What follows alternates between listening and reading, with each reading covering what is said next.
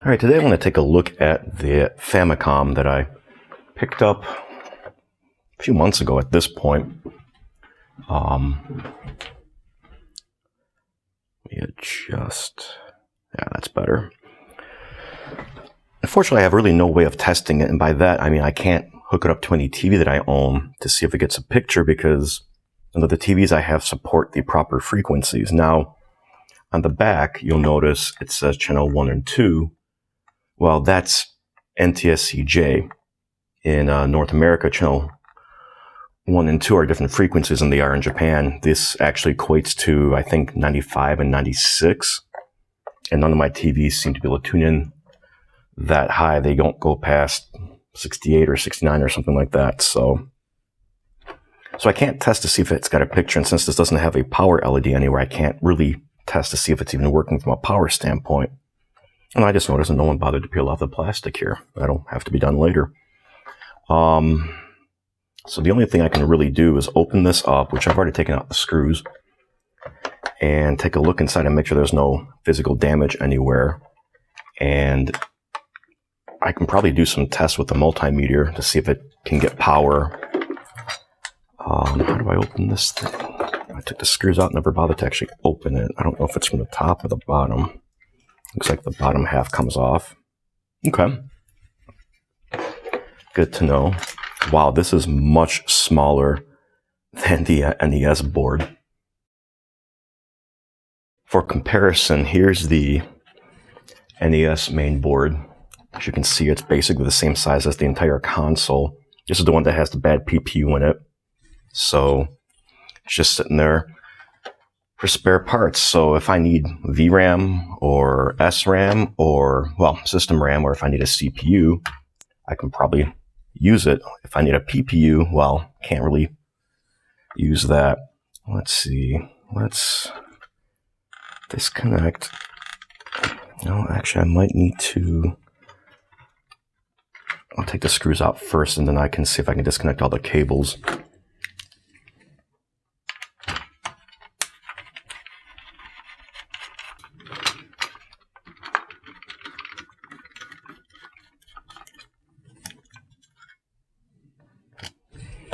Okay, now this should all come out.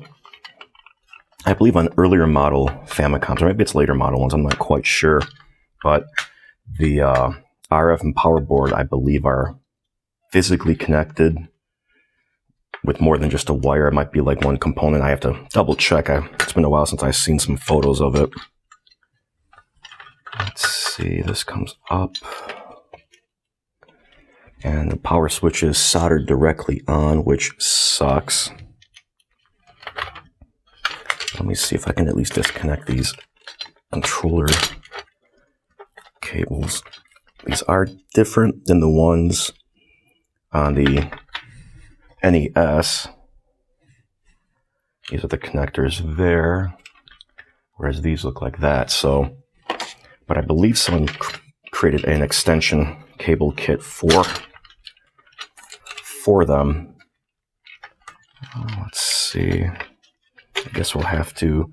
I could just desolder it, but I'll remove the switch altogether to be on the safe side. If this does work, I'll probably do an LED mod so that there is a power light. There's some instructions online on how to do that, since the power switch itself, or the slider, is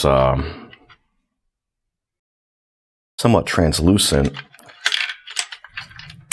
to light. Let me see. Yeah, so sorry for the blind light, but you can kind of get an idea. It's kind of translucent, so it should be relatively easy to somehow get an LED to shine through. In fact, I might be able to even squeeze a mini LED right in one of those little grooves there. We'll see. This out of the way so we can get to the good stuff here. Now, it looks like the cap is in good shape. Both caps are in good shape. Inside, they're in good shape too. I don't see any leakage. Same thing with this cap here. There's really nothing to this. That's just amazing. It's like they over-engineered it specifically just for the North American market because of the current situation of the video game market and I guess not current, I guess in 1983 to 80 when the crash happened, and then 85, 86 when the NES was actually released. Now looking at this board, there should be somewhere, there should be a fuse. A bunch of resistors and capacitors, I'm assuming a variable resistor. But is there a fuse?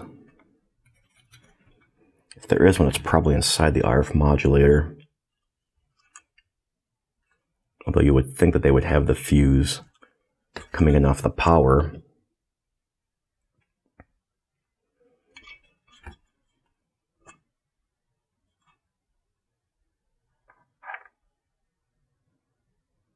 I don't see a fuse on here at all unless they're using a resistor as a fuse. Or what do they call them? Fusible resistors. You do have goop in here.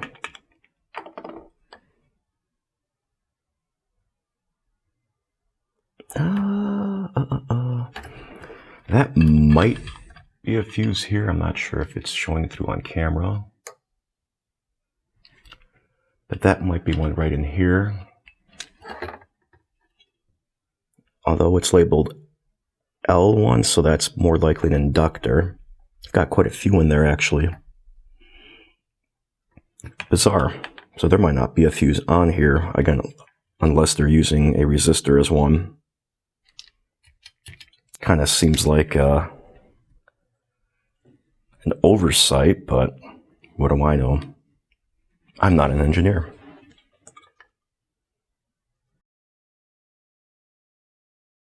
All right, so I've got some schematics now.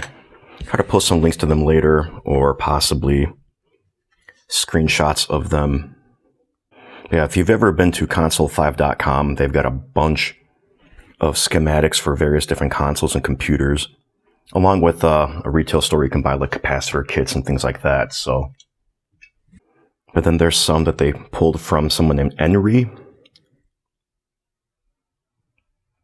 who's got schematics for the SG-1000 and a bunch of other systems too. So that's kind of cool.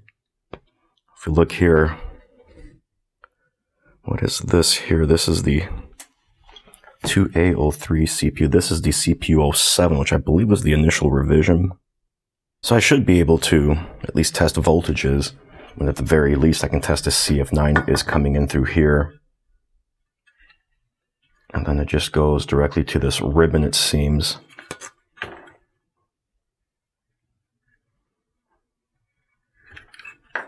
Oh, after passing through some capacitors and some jumpers and a couple of resistors, and then it goes into the main board itself.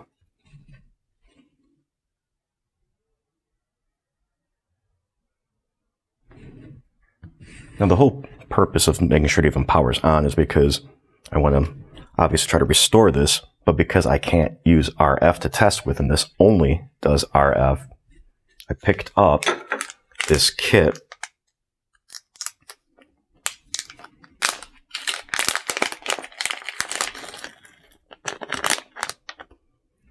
That sits there and lets you output composite video. This should also technically work on the top loader NES or the NES Junior.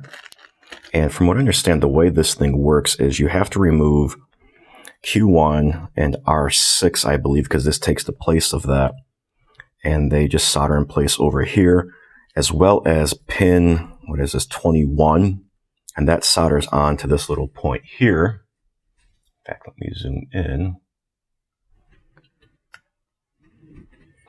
Something like, so it ends up like that. And then you've got the actual connections, ground, video out, and another point probably just for to mount it and stuff like that.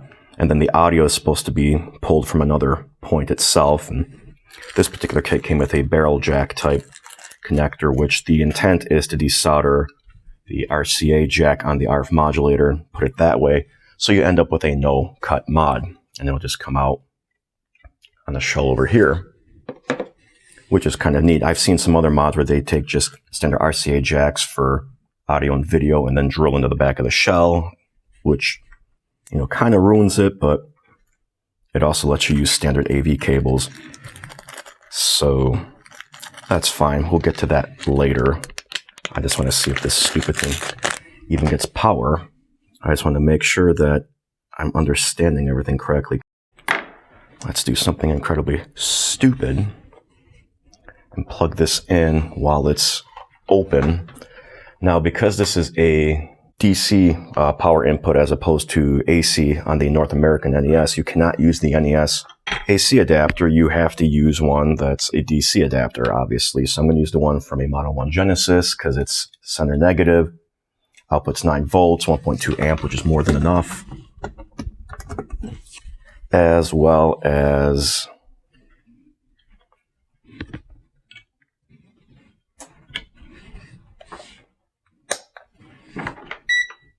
it actually fits. Now, what we can do... Why is this jumping around all over?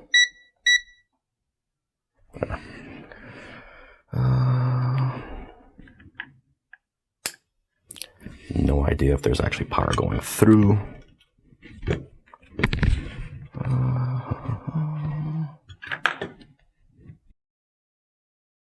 These are ground points here.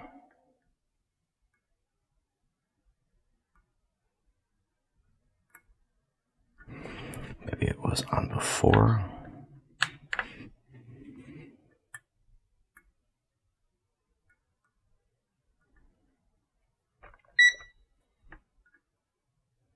Oh, I'm getting 13.4 volts out of the adapter, which hopefully this can step all that down properly.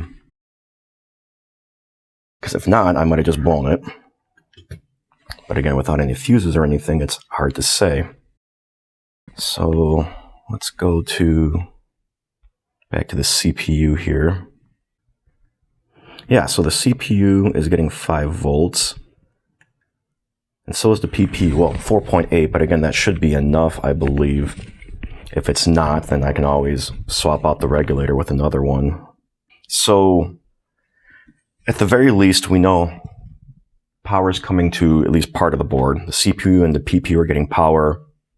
I'm okay with that, that's good. How do I test that it's actually working without actually putting the mod in? It's kind of frustrating because I'm going to have to mod it before I know it works. But so be it. So I think that's what I'll do next is I'll get the PPU desoldered and go from there. All right, FYI, I'm recording this next segment on a different day. And as you might be able to hear in the background, the central air is running because we're in the middle of a heat wave and I really hate it. It's muggy out, it's miserable. I don't do heat well. But as you can see, I've got the camera pointed at the TV screen, and that's because this Famicom does in fact work. Now, I did not do the AV mod just yet, at least not officially. Let me show you what I mean. As you can hopefully see, I have a bunch of different bodge wires going everywhere. What I did is I just tapped into pin 21 on the PPU, which is composite video right there, as well as just a ground point, and I've got it hooked up to this really janky AV cable mess that you might remember from my Atari 2600 composite mod. I got the idea the other day. I was trying to come up with a way to do this without actually doing the mod because I didn't want to do all the work and then find out that the system itself doesn't work, especially if I screwed up the mod and broke something. Now, it wasn't the cleanest picture, obviously, because it was bluish and had noise and everything, and that's mainly because of the fact that the, as I mentioned before, pin 21 is very close to a 5-volt line trace, and so there's some interference there. So I know it works. Now I feel a lot more comfortable doing the actual mod itself once I remove these pseudo bodges. Now, the other thing that I didn't notice, I didn't realize it was on this revision. I thought it was on a later revision. But if you look, this right here says video. And I did not notice that before. And that's because that is connected to this transistor here. Pin 21 goes there to this pin here. And then it goes within the transistor. It then sends a signal from here to this pin here, which goes to the ribbon, which goes to the AV, well, the RF board and the power board. And right next to it is the audio, which is connected to pin 46 right here. So as far as the composite video mod, I'm going to tap the video feed off of this board, obviously. For audio, I've got to pull it from somewhere. So I'm going to pull it from this pin here, bypassing this altogether, hopefully avoiding any noise and things like that. In fact, I may even disconnect the pin on this side here just to make sure there is no interference coming back, as well as video, since most of the circuitry here is not going to be used except for power. In fact, I found another mod online that someone was able to basically just take the entire board and replace it with just a board that has RCA jacks and a USB type B connector, the full size one, not micro, and just feed 5 volts directly into the Famicom, since that's all it really needs is 5 volts. All this is extraneous over here, so I won't do that. I'll leave the rest of this as is. Like I said, I want to try to leave it as unmodified as possible. So yeah, I'm going to go ahead and get this mod going. All right, please forgive all the different fan noises in the background. I've got the central air on because it's still hot, and I've got my little fan that's going to try to push the fumes away from my face. So since we know that this at the very least works at a basic level, picture wasn't the cleanest, but interference and all that other stuff, so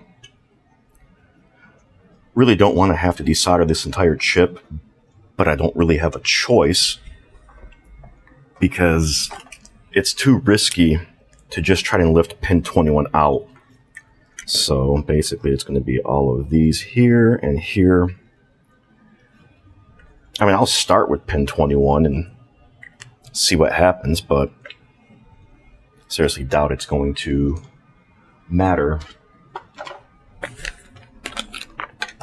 Alright, what we're going to do first,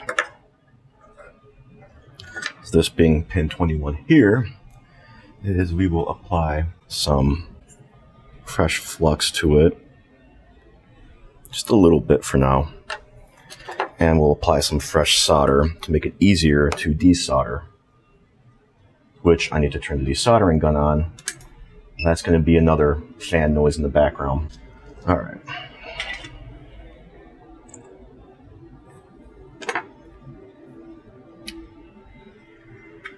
A little fresh solder. Wait for this thing to heat up because I don't plan ahead.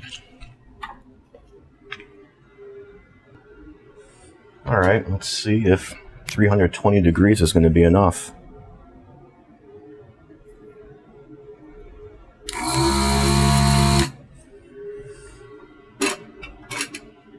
Looks like it was.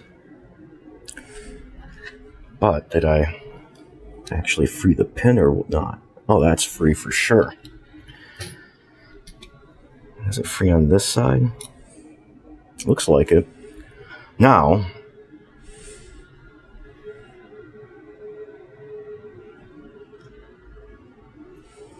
can I bend it up without actually breaking it? Knowing me, probably not. Especially with these cheap tweezers that don't really grip very well. So I'm just going to go and desolder the rest of these. So I'm going to go ahead and flux, soldering, desolder, etc. Alright, so I got some fresh flux down on these pins, as well as the pins on the resistor and the transistor. Alright, so I desoldered as best as I could. Most of the pins are loose, but some are stuck, especially those around the ground planes. There's different methods you can go about to try and loosen them. So I'm just taking your tweezers and just wiggling them a little bit, loosen them up. especially if they're only held on with a very, very, very little bit of solder. But if it's a lot more of a tighter fit, or if you couldn't get rid of all the solder, then the other thing you can do is to reapply some solder and try to vacuum it up again, or take a heat gun to the top and then try and lift the chip out. Let's see what I need to do, if I need to do anything. Yeah, so this chip is not popping up. So more than likely, didn't get all of it, unfortunately. Let me see. Yeah, that is in there. Yeah, I'm gonna probably have to do the hot air method. I was able to get rid of the transistor and that resistor though, so there's some bonus points there. Let me fire that up and make even more background noise.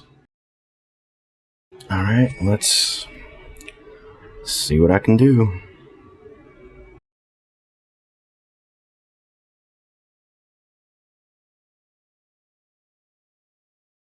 Oh yeah, so there's a little bit of solder here that creeped up. That would have definitely caused an issue.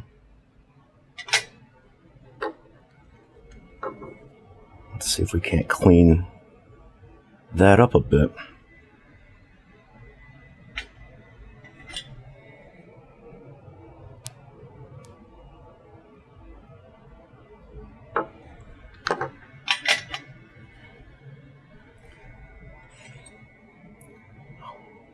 Holes pretty much look clean, so let's see if that's a success.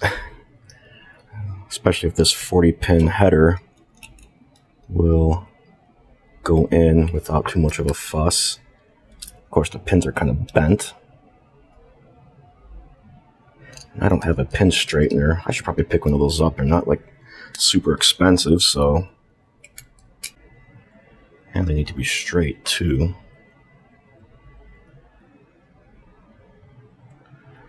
Relative to each other.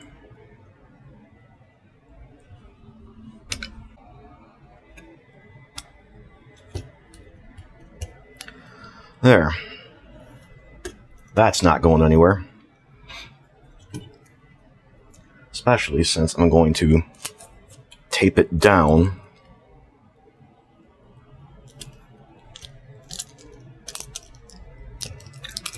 With tape that's actually sticky.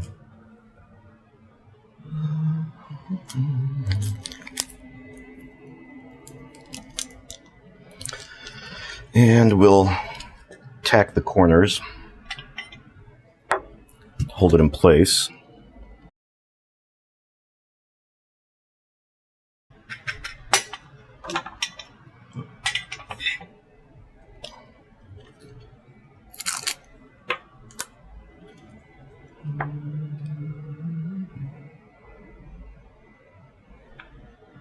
I'd say that's pretty flush. I can get the rest of it soldered on. Now let's add some fresh flux just to be safe. I know there's probably plenty on the board, but better too much than not enough, right?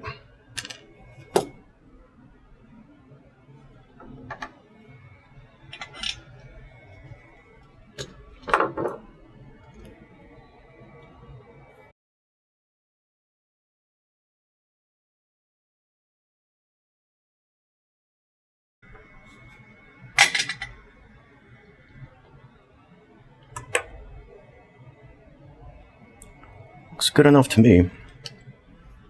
Let's go ahead and clean this mess up. All right. Or needs a bath anyway.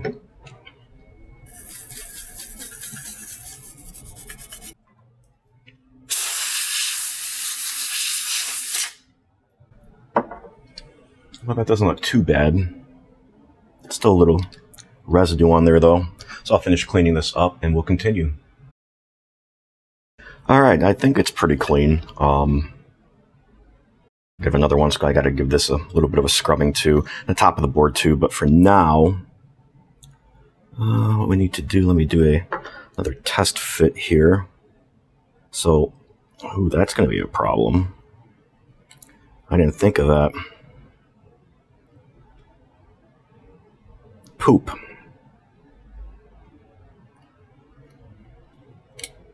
I really don't want to remove this entire socket. So what do? I was supposed to do something. I was supposed to actually clip this out. And I didn't. Time to turn the desoldering gun back on. So I can desolder this pin again, pop this out of the socket itself, and then I can trim that out. That's desoldered. I got the pin pulled up a little bit. There. That's how it should be if you're going to use this specific mod.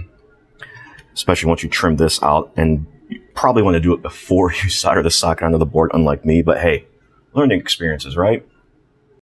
Grab my flush cutters here and try not to damage the board itself.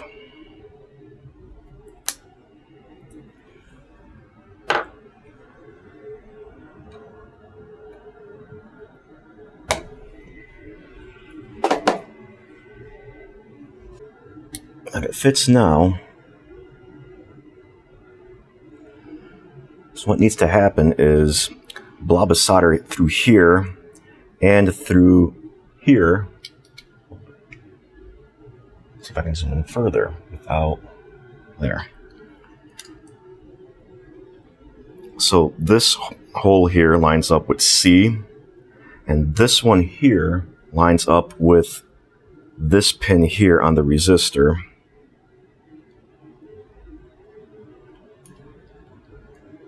And then obviously this pad here is for pin 21, and then you've got your video and your ground out, which I'm not sure if it's better to solder it on now, or because this needs to lay as flush as possible, and the included wire they give, it's kind of thicker. You can use any wire in theory, but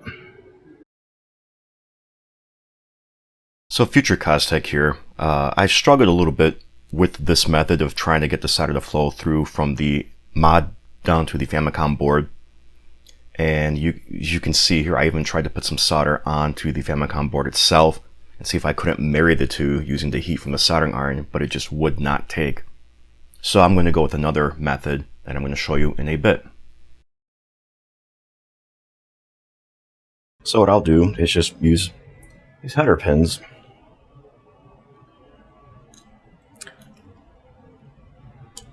Like that and like that. And then just slip the board over. Well, in the right orientation, of course. And that'll be it. And then it'll also leave me a little bit of a gap then, where I can pre-solder the composite video wiring.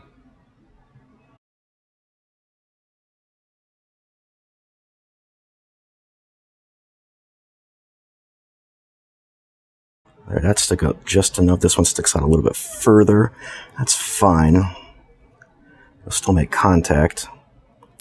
And then, like I said, then I can take this piece of really small coax cable, pre-solder it. That way, it'll be easier, and it'll definitely hold better to the mod board. So I'm going to get this jacketing stripped off, and the other thing I noticed is that they only give you the one wire. For video, what are you going to do about audio? Because the audio needs to be shielded as well. I don't know if that's an oversight or if it's one of those. Well, you'll figure it out on your own. Because I don't know where to get this type of wire from, other than maybe a hobbyist store or something like that. If I were to solder the ground wire, it would be way too thick to fit into this via. Anyway.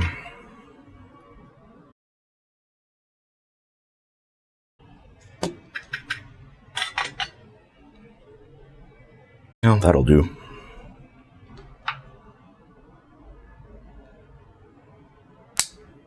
That flew away. I I don't see any strands that are out of place, so... Alright, now back to this here.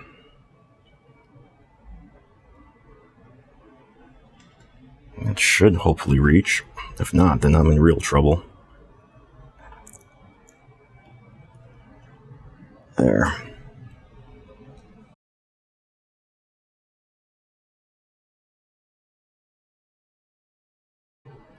There.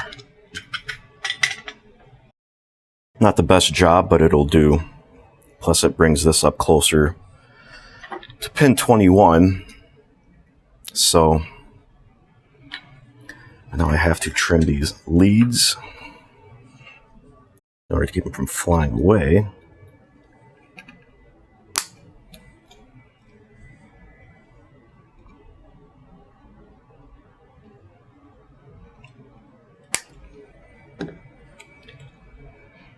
Or just falling.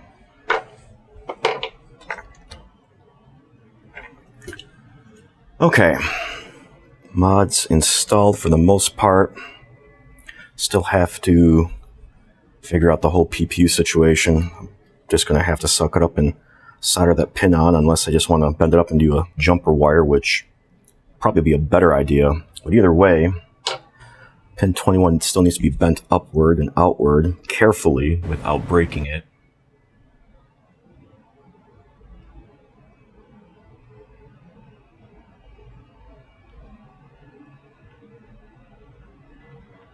I think that's as far as I'm willing to take it.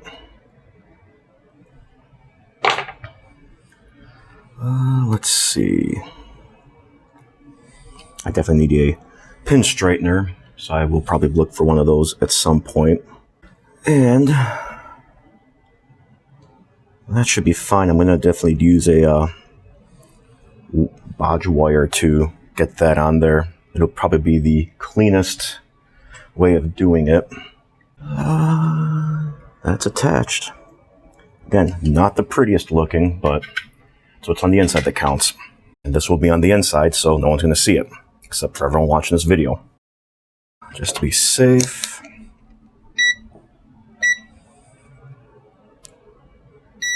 Good.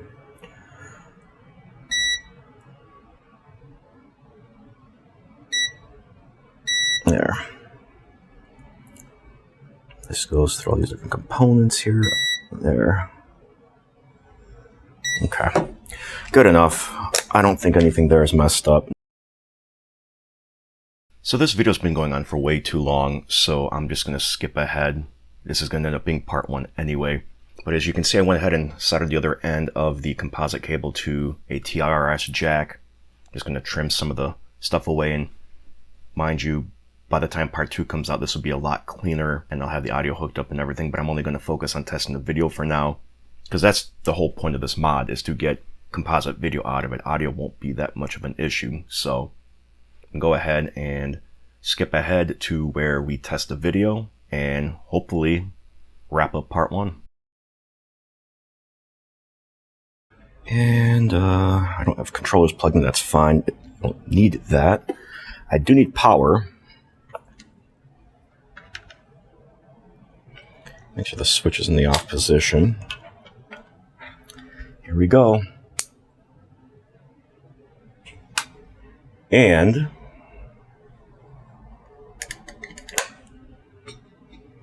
super crystal clear composite video. Any noise you see on the video is as a result of the camera or refresh rate differences or what have you.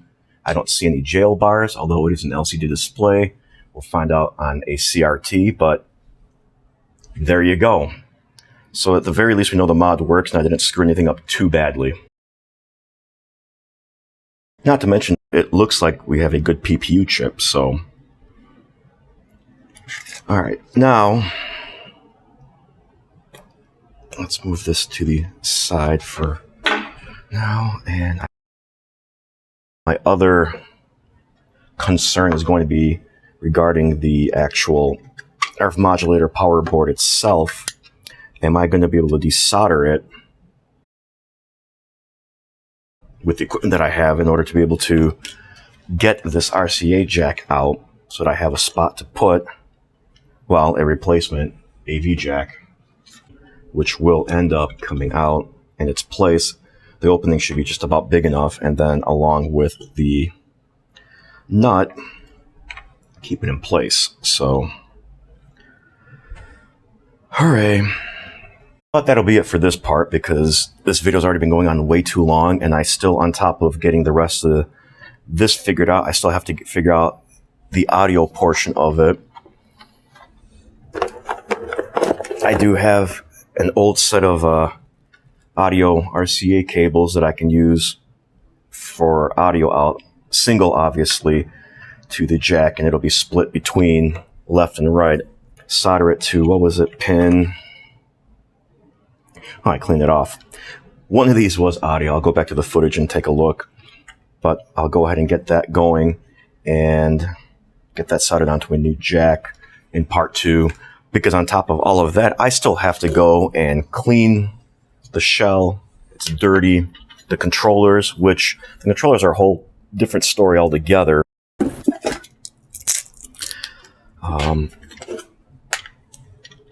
You can see the brass faceplate is all scuffed up and everything. It has some dings, and I'd love to replace it. I'm trying to see if anyone makes replacement ones, but they don't. This doesn't have the plastic cover on it anymore, so it's definitely scratched. Plus, I want to get these controllers clean too and everything. So this is going to definitely be a two-parter. Besides, we verified the video works, so that should be a good stopping point. But I'll go ahead and end this video here. If you guys have any thoughts or suggestions, tips on what I could have done better. I mean, obviously, I know what I could have done better, but, you know, anything that could have done to make things easier, like sliding this directly flush with the Famicom board, because I could not get it to go through. I don't know if maybe this particular tip just wasn't the right one, or maybe maybe it's a bad tip. Maybe it's not able to get the heat flowing through it properly. I'm not sure. Any other suggestions, tips, or anything like that, let me know in the comments below. Otherwise, thanks all, and we'll catch you in part 2.